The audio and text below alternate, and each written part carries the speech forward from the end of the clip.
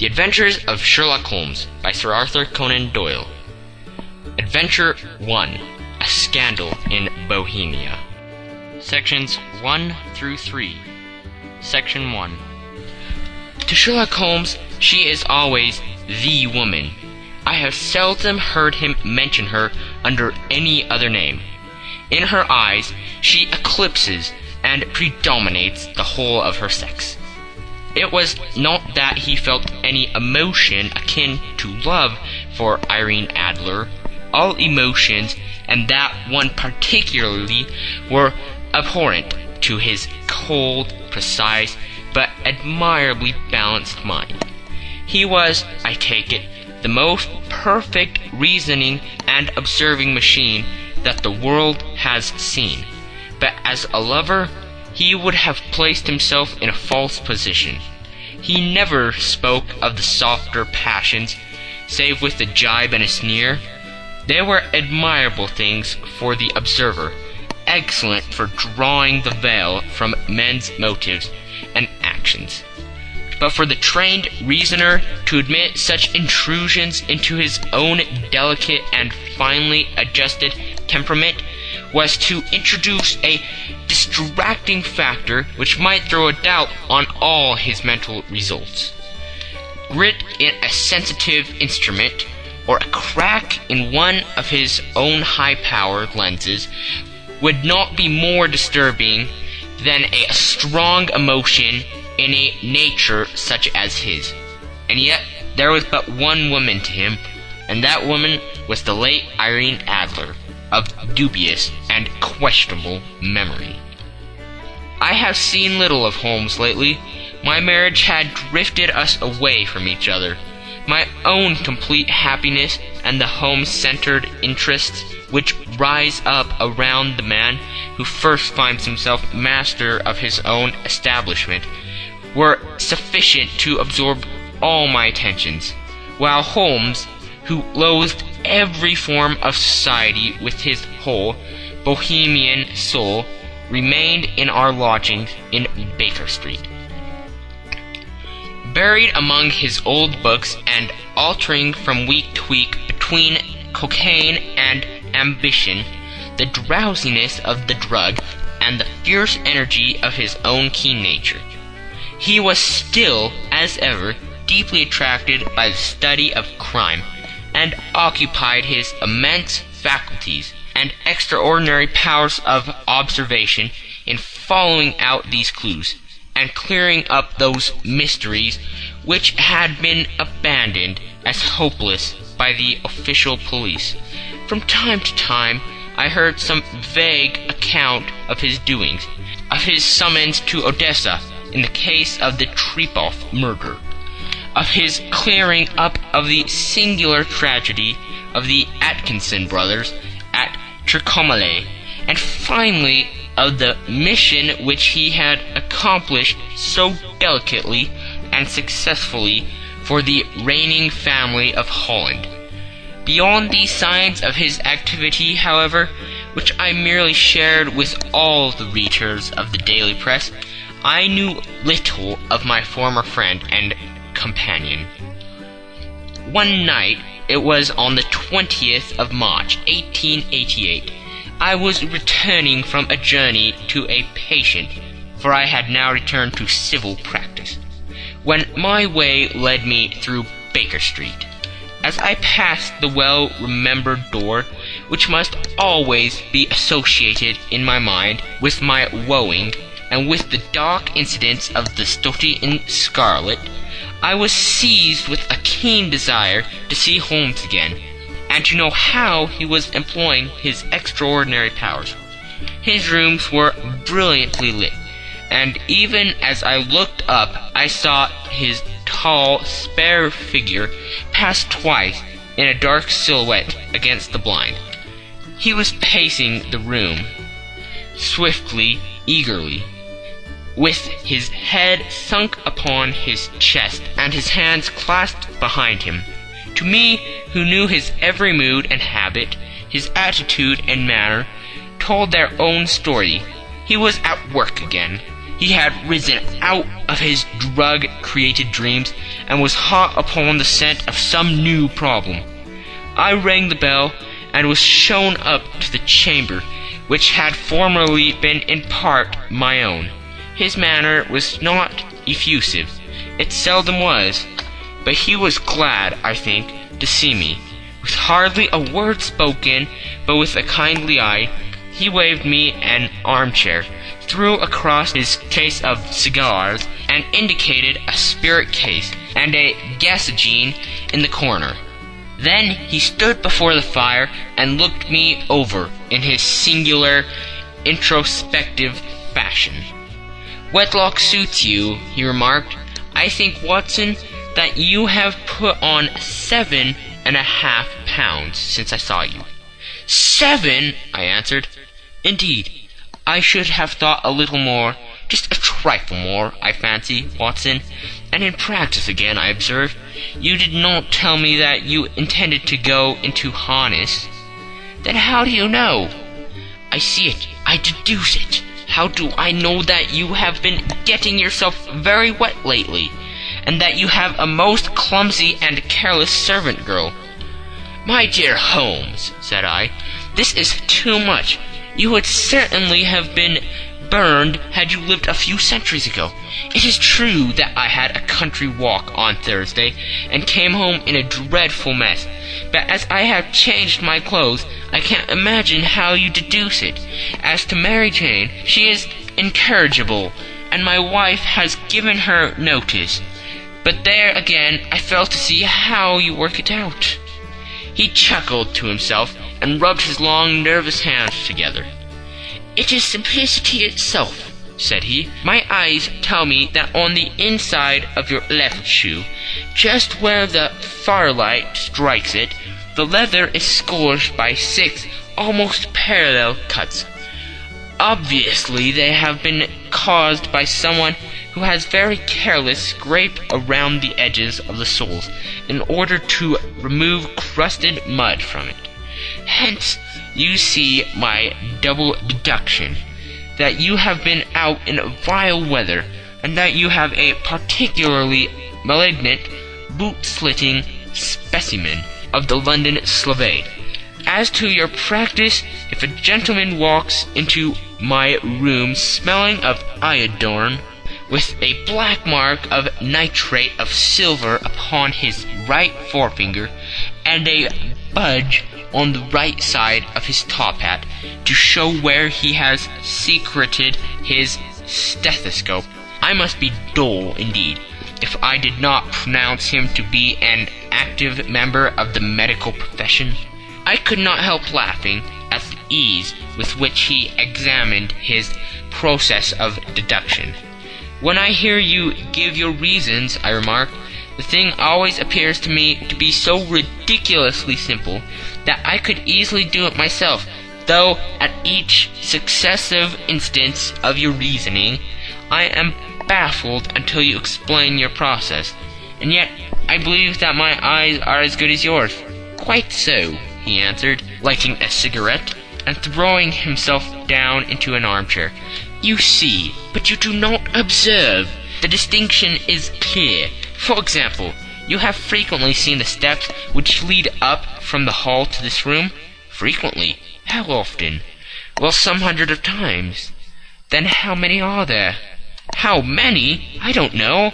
"Quite so. You have not observed, and yet you have seen. That is just my point. Now I know that there are 17 steps, because I have both seen and observed. By the way, since you are interested in these little problems, and since you have been good enough to chronicle 1 or 2 of my trifling experiences, you may be interested in this." He threw over a sheet of thick, pink-tinted notepaper, which had been lying upon the table. "It came by the last post," said he. "Read it aloud." The note was undated, and without either signature or address. "There will call upon you tonight, at 7:45, it said. a gentleman who desires to consult you upon a matter of the very deepest moment. Your recent services to one of the royal houses of Europe have shown that you are one who may safely be trusted with matters which are of an importance which can hardly be exaggerated. This account of you will have from all quarters received, but in your chamber then at that hour, and do not take it amiss if your visitor wears a mask." "This is indeed a mystery," I remarked. "What do you imagine that it means?" "I have no data yet. It is a capital mistake to theorize before one has data. Insensibly, one begins to twist facts to suit theories, instead of theories to suit facts. But the note itself, what do you deduce from it?" "I certainly examined the writing, and the paper upon which it was written." "The man who wrote it was presumably well-to-do," I remarked, endeavoring to imitate my companion's process. "Such paper could not be bought under half a crown a packet. It is peculiarly strong and stiff." "Peculiar, that is the very word," said Holmes. "It is not an English paper at all. Hold it up to the light."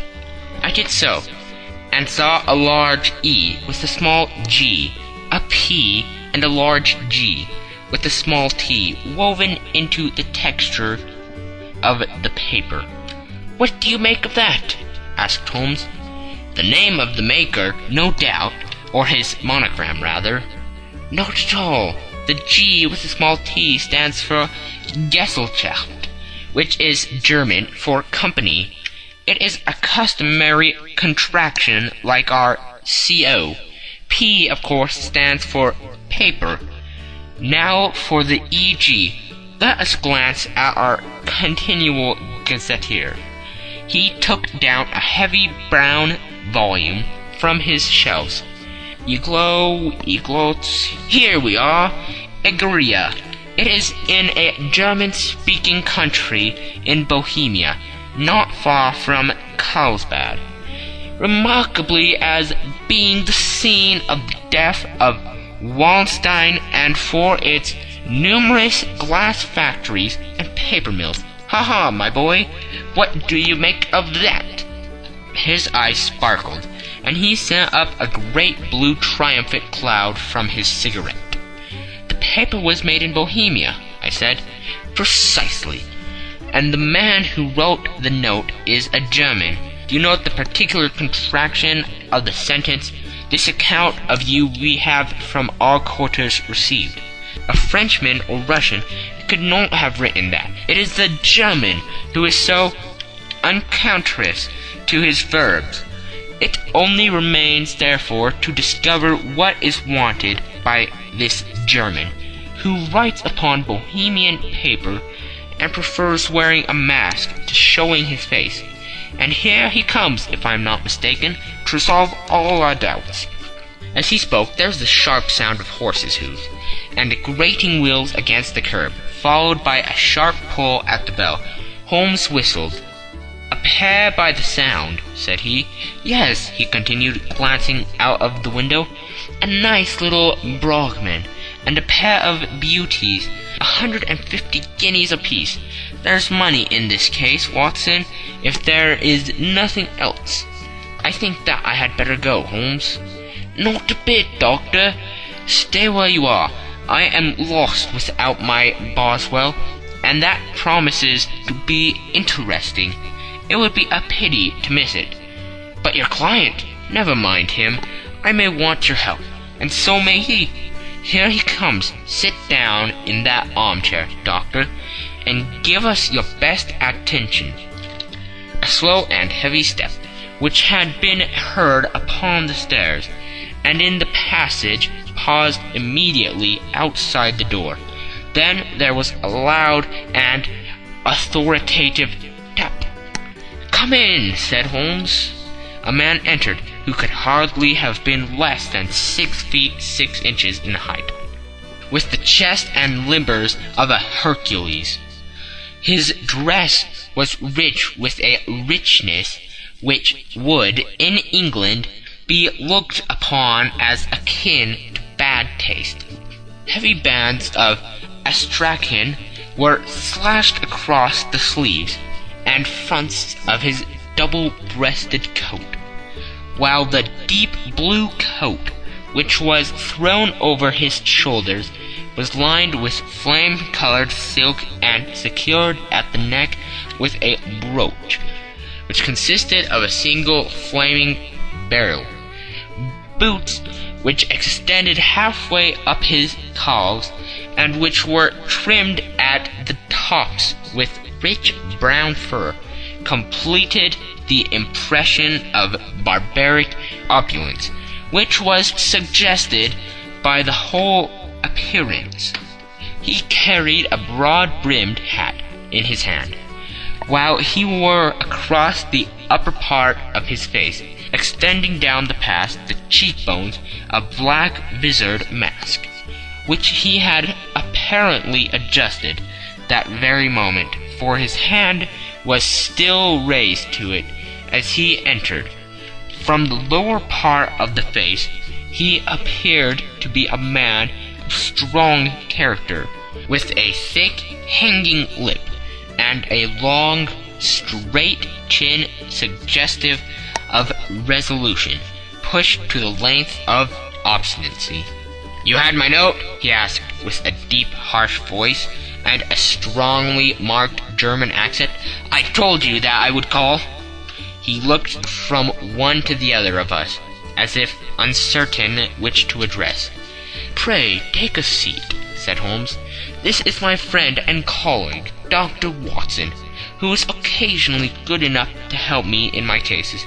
Whom have I the honor to address?" "You may address me as Count von Kram, a Bohemian nobleman. I understand that this gentleman, your friend, is a man of honor and discretion, whom I may trust with a matter of the most extreme importance. If not, I should much prefer to communicate with you alone." I rose to go, but Holmes caught me by the wrist and pushed me back into my chair. "It is both or none," said he. "You may see before this gentleman anything which you may say to me." The Count shrugged his broad shoulders. "Then I must begin," said he, "by binding you both to absolute secrecy for 2 years. At the end of that time, the matter will be of no importance. At present, it is too much to say that it is of such weight it may have an influence upon European history." "I promise," said Holmes, "and I—" "You may excuse this mask," countered our strange visitor. "The august person who employs me wishes his agent to be unknown to you, and I may confess at once that the title by which I have just called myself is not exactly my own." "I was aware of it," said Holmes dryly. "The circumstances are of great delicacy, and every precaution has to be taken to quench what might grow to be an immense scandal and seriously compromise one of the reigning families of Europe. To speak plainly, the matter implicates the great house of Austrian hereditary kings of Bohemia." "I was also aware of that," murmured Holmes, setting himself down in his armchair, closing his eyes. Our visitor glanced with some apparent surprise at the lugid, longing figure of the man, who had been no doubt depicted to him as the most insensitive reasoner, a most energetic agent in Europe. Holmes slowly reopened his eyes and looked impatiently at his gigantic client. "If your Majesty would condescend to state your case," he remarked, "I should be better able to advise you." The man sprang from his chair and paced up and down the room in uncontrollable agitation. Then, with a gesture of desperation, he tore the mask from his face and hurled it upon the ground. "You are right!" he cried. "I am the king. Why should I attempt to conceal it?" "Why indeed?" murmured Holmes. "Your Majesty had not spoken before. I was aware that I was addressing William Gottrich Sigmund von Armstrong, Grand Duke of Castle Flatzin and hereditary King of Bohemia. But you can understand, said our strange visitor, sitting down once more and passing his hand over his high white forehead. You can understand that I am not accustomed to doing such business in my own person, that I could not confide it to an agent without putting myself in his power. I have come incognito from Prague, from the purpose of consulting you. Then pray consult, said Holmes, shutting his eyes once more. The facts are briefly these. Some 5 years ago, during a lengthy visit to Warsaw, I made the acquaintance of the well-known adventuress Irene Adler. The name is no doubt familiar to you. Kindly look her up in my index, Doctor, murmured Holmes, without opening his eyes. For many years he had adopted a system of docking all paragraphs concerning men and things, so that it was difficult to name a subject or a person on which he could not at once furnish information. In this case, I found her biography sandwiched in between that of Hebrew rabbi and that of staff commander, who had written a monograph upon the deep-sea fishes. Let me see, said Holmes. Born in New Jersey in the year 1858. Contrita, Let Scala, Prima Donna Imperial Opera of Warsaw. Yes! Retired from the operatic stage. Living in London. Quite so, Your Majesty. As I understand, become entangled with this young person, wrote her some comprising letters, and is now desirous of getting these letters back. Precisely so. But how? Was there a secret marriage? None. No legal papers or certificates? None. Then I failed to follow, Your Majesty. If this young person should produce her letters from blackmailing or other purposes, how is she to prove their authenticity? There is writing. Forgery. My private notepaper, stolen. My own seal, imitated. My photograph, bought. We were both in the photograph. Oh dear, that is very bad. Your Majesty has indeed committed an indiscretion. I was mad, insane. You have compromised yourself seriously. I was only Crown Prince then. I was young. I am but 30 now. It must be recovered. We have tried and failed. Your Majesty must pay. It must be bought. She will not sell. Stolen then. 5 attempts have been made. Twice, burglars in my pay ransacked her house. Once we diverted her luggage when she traveled. Twice she had been waylaid. There has been no result. No sign of it? Absolutely none. Holmes laughed. It is quite a pretty little problem, said he. But a very serious one to me, returned the king reproachfully. Very indeed. What does she propose to do with the photograph? To ruin me. But how? I'm about to be married. So I have heard. To Claudia Lorman von Saxe-Montenegrin, second daughter of the King of Scandinavia. You may know that strict principles of her family. She is herself the very soul of delicacy. A shadow of a doubt as to my conduct would bring the matter to an end. And Irene Adler threatens to send him a photograph. And she will do it. I know that she will do it. You do not know her, but she has a soul of steel. She has the face of the most beautiful of women, and the mind of the most resolute of men. Rather than I should marry another woman, there are no lengths to which she would not go. None. You are sure that she has not sent it yet? I am sure. And why? Because she has said that she would send it on the day when the betrothal was publicly proclaimed. That would be next Monday. Oh, then we have 3 days yet, said Holmes with a yawn. That is very fortunate. as I have one or two matters of importance to look into just at present. Your Majesty will, of course, stay in London for the present?" "Certainly. You will find me at the Logram under the name of the Count von Kram." "Then I shall drop you a line to let you know how we progress." "Pray do so. I shall be all anxiety." "And as to money, you have carte blanche?" "Absolutely." "I tell you that I would give one of the provinces of my kingdom to have that photograph." "And for the present expenses?"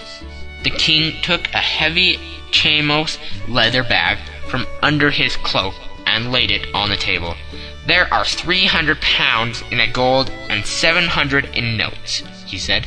Holmes scribbled a receipt upon a sheet of his notebook and handed it to him.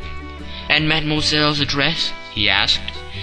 "Is Brony Lodge, Serpentine Avenue, St. John's Wood." Holmes took a note of it. "One other question," said he. "Was the photograph a cabinet?" "It was."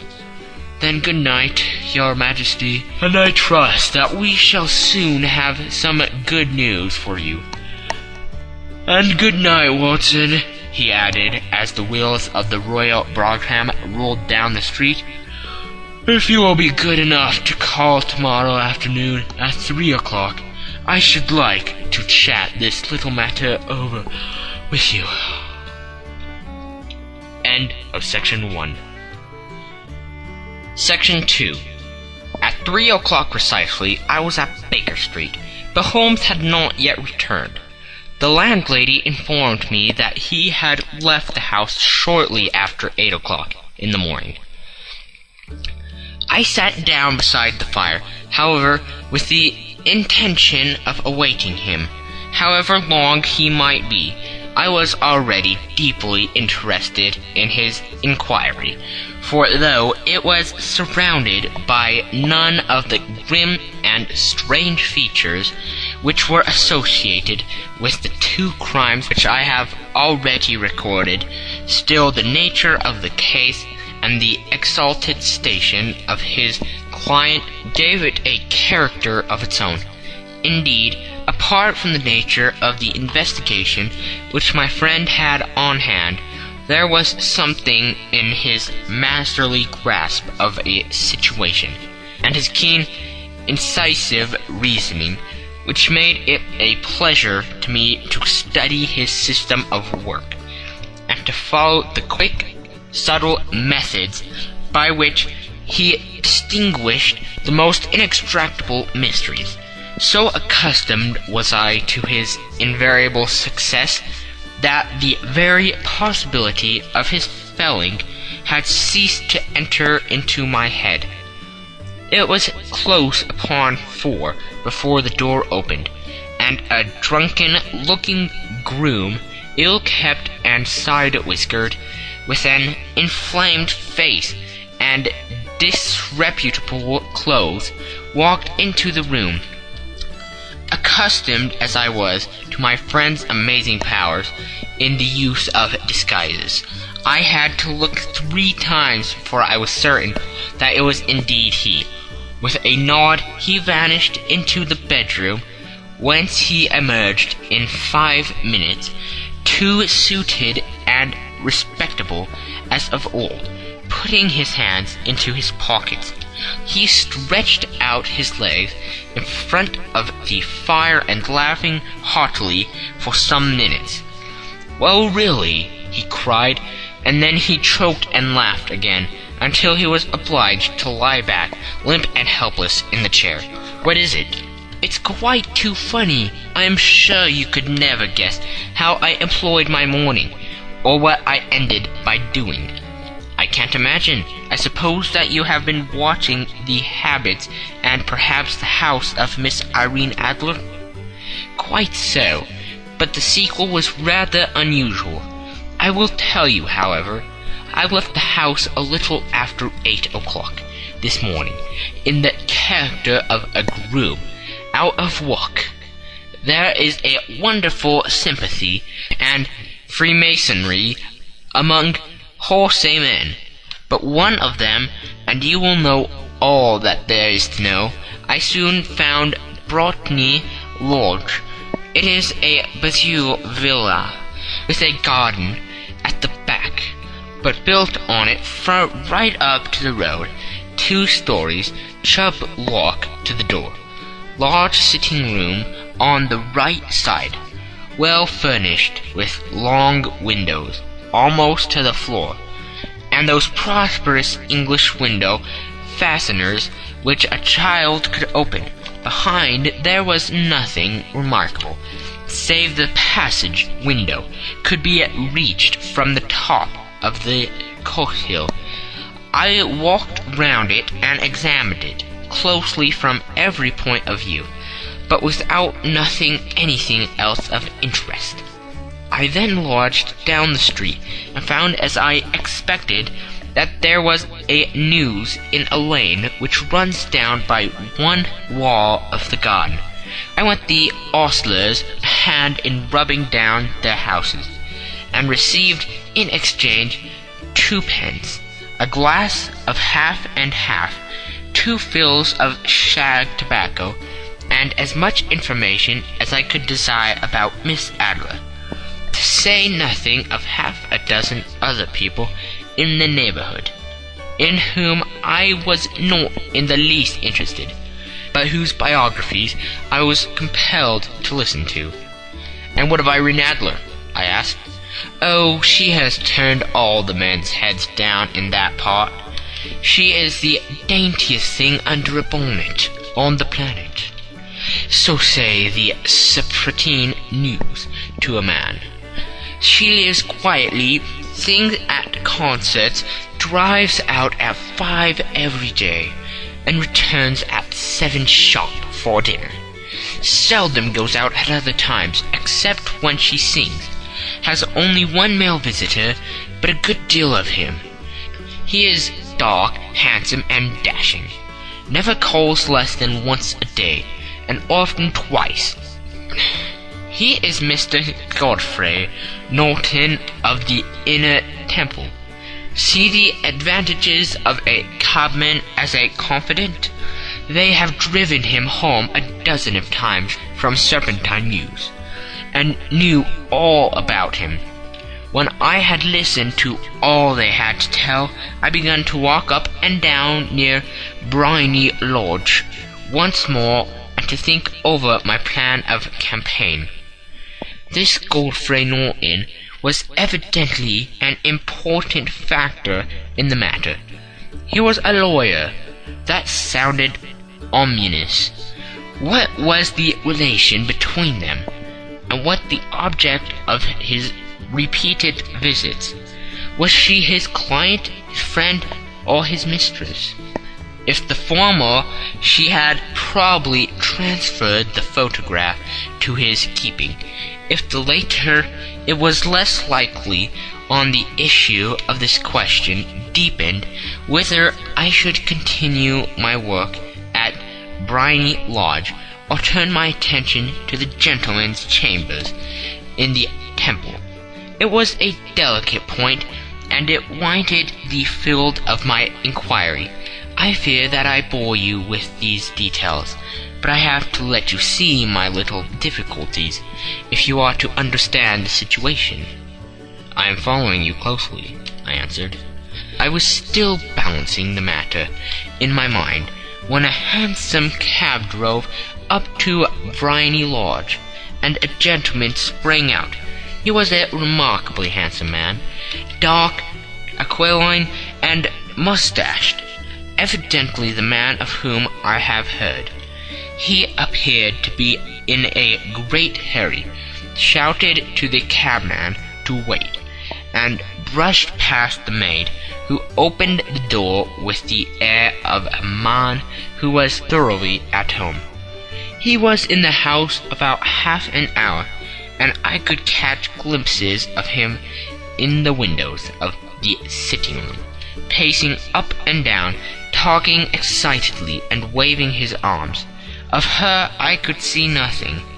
Presently he emerged, looking even more flurried than before. As he stepped up into the cab, he pulled a gold watch from his pocket and looked at it earnestly. "Drive like the devil," he shouted. "First to Cross and Humphrey's in Regent Street, and then to the Church of St. Monica in Edgware Road. Half a guinea if you do it in 20 minutes. Away they went, and I was just wondering whether I should not do well to follow them, when up the lane came a neat little landau. The coachman, with his coat only half buttoned, and his tie under his ear, while all the tags of his harness were sticking out of the buckles. It hadn't pulled up before she shot out of the hall door and into it. I only caught a glimpse of her at the moment, but she was a lovely woman, with a face that a man might die for. "The Church of St. Monica, John," she cried, "and half a sovereign if you reach it in 20 minutes. This was quite too good to lose, Watson. I was just balancing whether I should run for it, or whether I should perch behind her landau, when a cab came through the street. The driver looked twice at such a shabby fare, but I jumped in before he could object. "The Church of St. Monica," said I, "and half a sovereign if you reach it in 20 minutes. It was 25 minutes to 12, and of course it was clear enough what was in the wind. My cabby drove fast. I don't think I ever drove faster, but the others were there before us, the cab and the landau, with their steaming horses, were in front of the door. When I arrived, I paid the man and hurried into the church. There was not a soul there save the two whom I had followed, and a surpliced clergyman who seemed to be expostulating with them. They were all three standing in a knot in front of the altar. I longed up the side aisle like any other idler who has dropped into a church. Suddenly, to my surprise, the three at the altar faced round to me, and Godfrey Norton came running as hard as he could toward me. "Hank," he cried, "you'll do. Come. "What then?" I asked. "Come, man, come only 3 minutes, or it won't be legal." I was half dragged up to the altar, and before I knew where I was, I found myself mumbling responses which were whispered in my ear, and vouching for things of which I knew nothing, and generally assisting in the secure tying up of Irene Adler, spinster, to Godfrey Norton, bachelor. It was all done in an instant, and there was the gentleman thanking me on the one side and the lady on the other, while the clergyman beamed on me in front. It was the most preposterous position in which I ever found in my life, and it was the thought of it that startled me into laughing just now. It seems that there had been some informality about the license, that the clergyman absolutely refused to marry them without a witness of some sort, and that my lucky appearance saved the bridegroom from having to sally out into the street in search of a best man. The bride gave me a sovereign, and I mean to wear it on my watch chain in memory of the occasion. "That is a very unexpected turn of affairs," said I. "And what then?" "Well, I found my plans very seriously menaced. It looked as if the pair might take an immediate departure, and so necessity very prompt and energetic measures on my part. At the church door, however, they separated, he driving back to the temple, and she to her own house. "I shall drive out into the park at 5 as usual," she said, as she left him. I heard no more.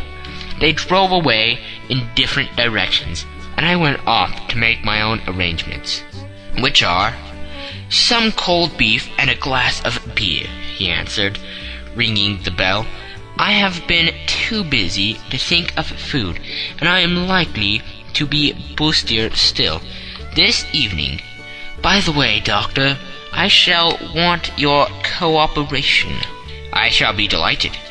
"You don't mind breaking the law?" "Not in the least." "Nor running a chance of arrest?" "Not in a good cause." "Oh, the case is excellent." "Then I am your man." "I was sure that I might rely on you." "But what do you wish?" "When Miss Turner has brought in the tray, I will make it clear to you now," he said, as he turned hungrily on the simple fare that our landlady had provided. "I must discuss it while I eat, for I have not much time. It is nearly 5 now. In 2 hours we must be on the scene of action. Miss Irene, or Madame, rather, returns from her drive at 7.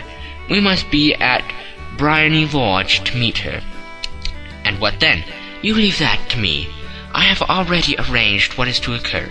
There's only one point on which I must insist. You must not interfere, come what may. You understand?" "I'm to be neutral?" "To do nothing whatever.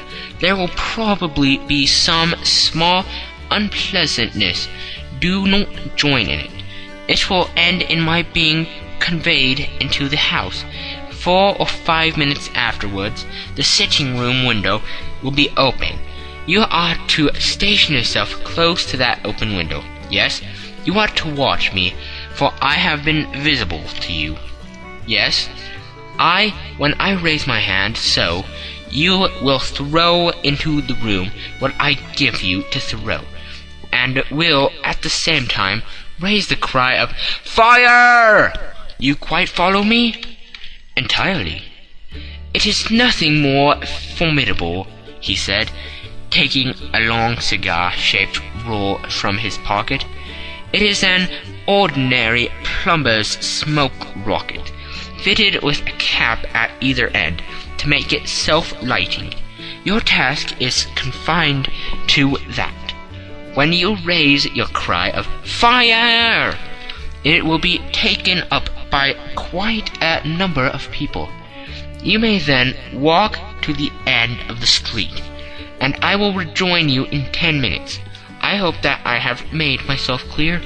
I am to remain neutral, to get near the window, to watch you, and at your signal to throw this object, then to raise the cry of 'Fire!' and to wait you at the corner of the street." "Precisely." "Then you may entirely rely on me?" "That is excellent. I think, perhaps, it is almost time that I prepare for the new role I have to play."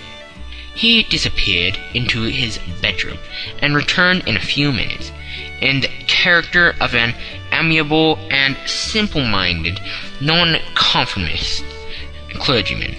His broad black hat, his baggy trousers, his white tie, his sympathetic smile, and general look of peering and benevolent curiosity were such as Mr. John Hare alone could have equalled. It is not merely that Holmes changed his costume. His expression, his manner, his very soul seemed to vary every fresh part that he assumed. The stage lost a fine actor, even as science lost an acute reasoner when he became a specialist in crime.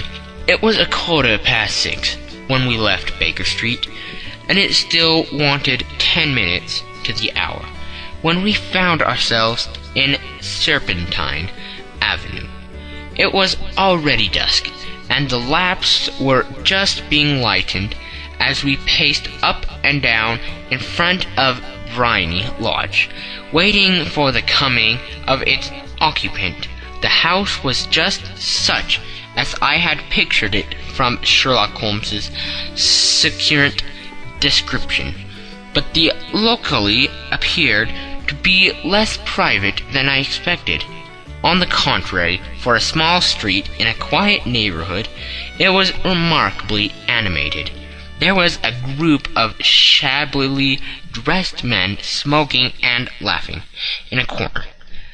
A scissors grinder, with his will, two guardsmen who were flirting with a nurse girl, and several well-dressed young men who were laughing up and down with cigars in their mouths.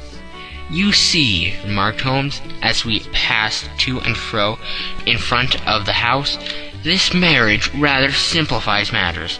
The photograph becomes a double-edged weapon now. The chances are that she would be as averse to its being seen by Mr. Godfrey Norton as our client is to coming to the eyes of his princess. Now the question is, where are we to find the photograph?" "Where indeed? It is most unlikely that she carries it about with her. It is cabinet-sized, too large for easy concealment about a woman's dress. She knows that the king is capable of having her waylaid and searched. 2 attempts of the sort have already been made. We may take it, then, that she does not carry it about with her." "Where, then?" "Her banker or her lawyer. There is that double possibility, but I am inclined to think neither. Women are naturally secretive, and they like to do their own secreting. Why should she have it over to anyone else? She could trust her own guardsmanship, but she could not tell what indirect or political influence might be brought to bear upon a businessman. Besides, remember that she had resolved to use it within a few days.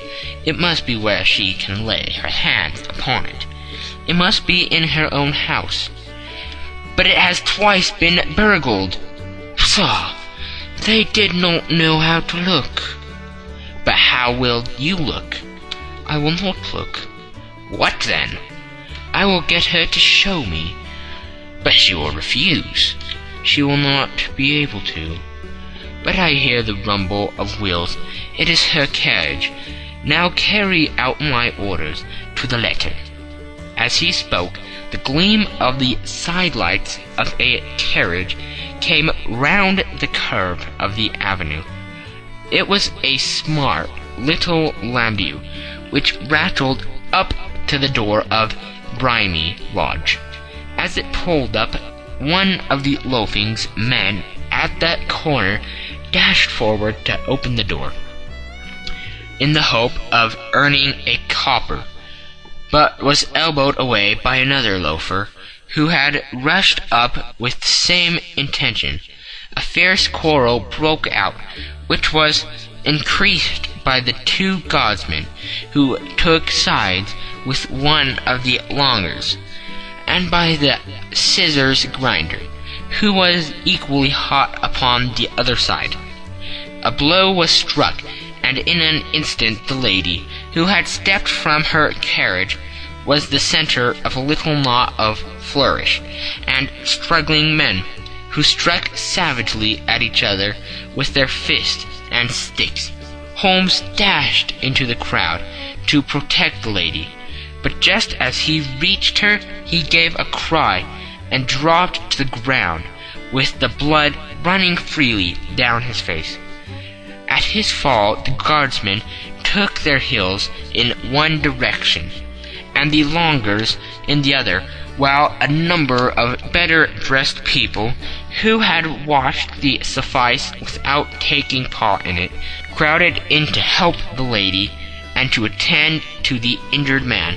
Irene Adler, as I will still call her, had hurried up the steps, but she stood at the top with her superb figure outlined against the lights of the hall, looking back into the street.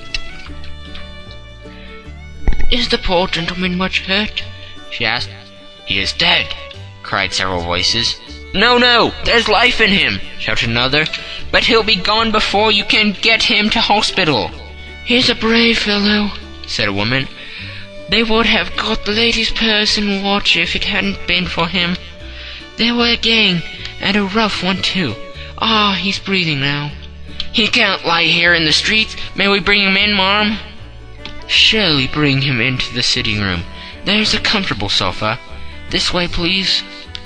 Slowly and solemnly he was borne into the Briarery Lodge, and laid into the principal room, while I still observed the proceedings from my post by the window. The lamps had been lit, but the blinds had been drawn so that I could see Holmes as he lay upon the couch. I do not know whether he was seized with compunction at that moment for the part he was playing, but I know that I never felt more heartily ashamed of myself in my life than when I saw the beautiful creature against whom I was conspiring, or the grace and kindliness with which she waited upon the injured man. And yet it would be the blackest treachery to Holmes to draw back now from the part which he had entrusted to me. I hardened my heart, and took the smoked rocket from under my ulster. After all, I thought, we are not injuring her. We are but preventing her from injuring another. Holmes had sat up upon the couch, and I saw him motion like a man who's in need of air. A maid rushed across the threshold, opened the window. At the same instant I saw him raise his hand, and at the signal I tossed my rocket into the room, with a cry of "Fire!" The word was no sooner out of my mouth than the whole crowd of spectators, well dressed and ill, gentlemen, ulsters, and servant-maids, joined in the general shriek of "Fire!" Thick clouds of smoke curled through the room and out those open windows. I caught a glimpse of rushing fingers, and a moment later the voice of Holmes from within, assuring them that it was a false alarm. Slipping through the shouting crowd, I made my way to the corner of the street, and in 10 minutes was rejoiced to find my friend's arm in mine, and to get away from the scene of uproar. He walked swiftly and in silence for some few minutes, until we had turned down on one of the quiet streets which led towards the Edgware Road. "You did it very nicely, Doctor," he remarked. "Nothing could have been better. It is all right." "You have the photograph?" "I know where it is." "And how did you find out?" "She showed me, as I told you she would." "I am still in the dark." "I do wish to make a mystery," said he, laughing. "The matter was perfectly simple. You are, of course, saw that everyone in the street was an accomplice. They were all engaged for the evening." "I guessed as much." "Then, when the row broke out, I had a little moist red paint in the palm of my hand. I rushed forward, fell down, clapped my hand to my face, and became a piteous spectacle. It is an old trick." "That also I could fathom." "Then they carried me in. She was bound to have me in. What else could she do? And into her sitting-room, which was the very room which I suspected. It lay between that and her bedroom, and I was determined to see which. They laid me on a couch. I motioned for air. They were compelled to open the window, and you had your chance." "How did that help you?" "It was all important. When a woman thinks that her house is on fire, her instinct is at once to rush to the thing which she values most. It is a perfectly overpowering impulse, and I have more than once taken advantage of it. In the case of the Darlington substitution scandal, it was of use to me, and also in the Arnsworth Castle business. A married woman grabs at her baby, an unmarried one reaches for her jewelry box. Now it was clear to me that Our Lady of today had nothing in the house more precious to her than what we are in quest of. She would rush to secure it. The alarm of the fire was admirably done. The smoke and shouting were enough to shake nerves of steel. She responded beautifully. The photograph is in a recuse behind a sliding panel, just above the right bell pull. She was there in an instant, and I caught a glimpse of it as she half drew it out. When I cried out that it was a false alarm, she replaced it, glancing at the rocket rush from the room, and I have not seen her since. I rose, and making my excuses, escaped from the house. I hesitated whether to attempt to secure the photograph at once, but the coachman had come in, and as he was watching me narrowly, it seemed safer to wait. A little over precipitance may ruin all. "And now?" I asked. "Our quest is practically finished. I shall call with the king tomorrow, and with you, if you care to come with us. We will be showed into the sitting room to wait for the lady, but it is probable that when she comes, she may find neither us nor the photograph. It might be a satisfaction to His Majesty to regain it with his own hands." "And when will you call?" "At 8 in the morning. She will not be up, so that we shall have a clear field. Besides, we must be prompt, for this marriage may mean a complete change in her life and habits. I must wire to the king without delay." We had reached Baker Street, and had stopped at the door. He was searching his pockets for the key, when someone passing said, "Good night, Mr. Sherlock Holmes." There was several people on the pavement at the time, but the greeting appeared to come from a slim youth in an ulster who had hurried by. "I've heard that voice before," said Holmes, starting down the dimly lit street. "Now I wonder who the deuce that could have been." End of Section 2. Section 3. I slept at Baker Street that night, and we were engaged upon our toast and coffee in the morning, when the King of Bohemia rushed into the room. "You have really got it?" he cried, grasping Sherlock Holmes by either shoulder or looking eagerly into his face. "Not yet. But you have hopes?" "I have hopes." "Then come. I am all impatience to be gone." "We must have a cab." "No, my brougham is waiting." "Then that will simplify matters." We descended and started off at once more for Bombay Lodge. "Irene Adler is married," remarked Holmes. "Married? When?" "Yesterday." "But to whom?" "To an English lawyer named Norton." "But she could not love him." "I am in hopes that she does." "And why in hopes?" "Because it would spare your Majesty all fear of future annoyance. If the lady loves her husband, she does not love your Majesty. If she does not love your Majesty, then there is no reason why she should interfere with your Majesty's plan."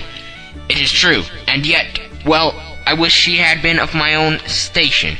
What a queen she would have made." He relapsed into a mood silence, which was not broken until we drew up in Serpentine Avenue. The door of Primary Lodge was open, and an elderly woman stood up the steps. She watched us with a sardonic eye as we stepped from the brougham. "Mr. Sherlock Holmes, I believe," said she. "I am Mr. Holmes," answered my companion, looking at her with a questioning and rather startled gaze. "Indeed, my mistress told me that you were likely to call. She left this morning with her husband by the 5:15 train from Charing Cross for the Continent." "What?" Sherlock Holmes staggered back with the charge and surprise. "Do you mean that she has left England?" "Never to return." "And the papers?" asked the king hoarsely. "All is lost." "We shall see." He pushed past the servant and rushed into the drawing-room, followed by the king and myself.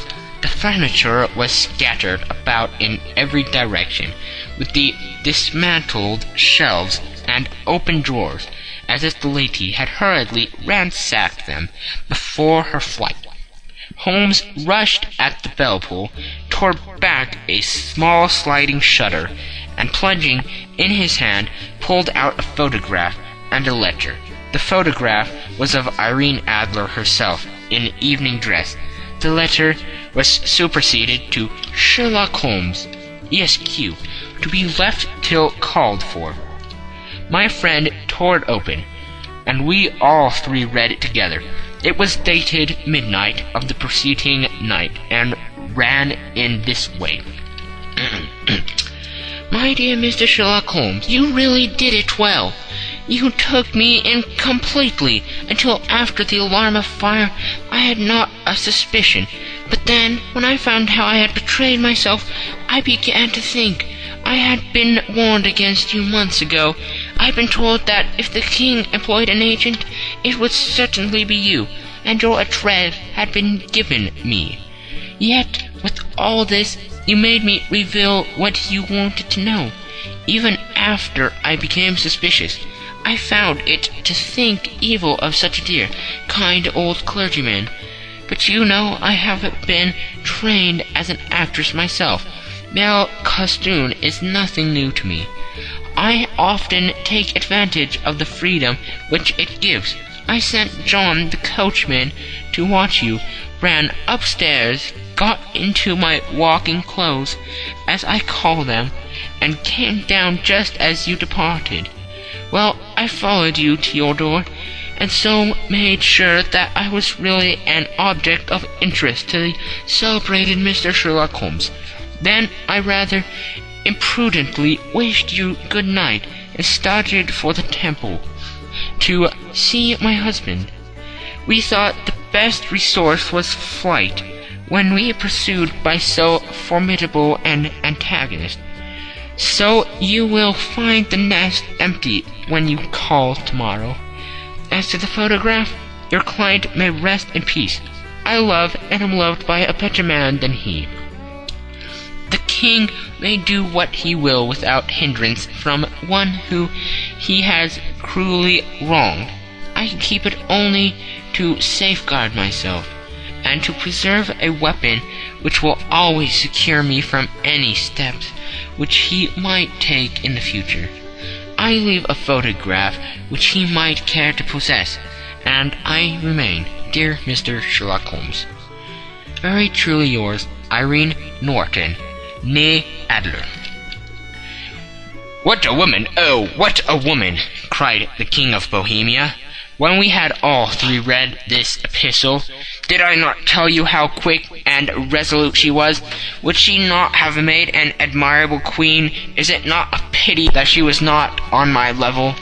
From what I have seen of the lady, she seems indeed to be on a very different level to you, Majesty, said Holmes coldly. I am sorry that I have not been able to bring your Majesty's business to a more successful conclusion. On the contrary, my dear sir, cried the king, nothing could be more successful. I know that her word is inviolate. The photograph is now as safe as if it were in the fire. I am glad to hear your Majesty say so. I am immensely indebted to you. Pray tell me in what way I can reward you. This ring, he slipped an emerald snake ring from his finger and held it out upon the palm of his hand. Your Majesty has something which I should value even more highly, said Holmes. You have but to name it. The photograph. The king stared at him in amazement. Irene's photograph, he cried. Certainly, if you wish it. I thank your Majesty. Then there is no more to be done in the matter. I have the honor to wish you very good morning. He bowed and turned away without observing the hand which the king had stretched out to him. He set off in my company for his chambers. And that was how a great scandal threatened to affect the kingdom of Bohemia, and how the best plans of Mr. Sherlock Holmes were beaten by a woman's wit. He used to make merry over the cleverness of women, but I have not heard him do it of late. And when he speaks of Irene Adler, or when he refers to her photograph, it is always under the honorable title of the woman. End of section 3. End of the scandal in Bohemia.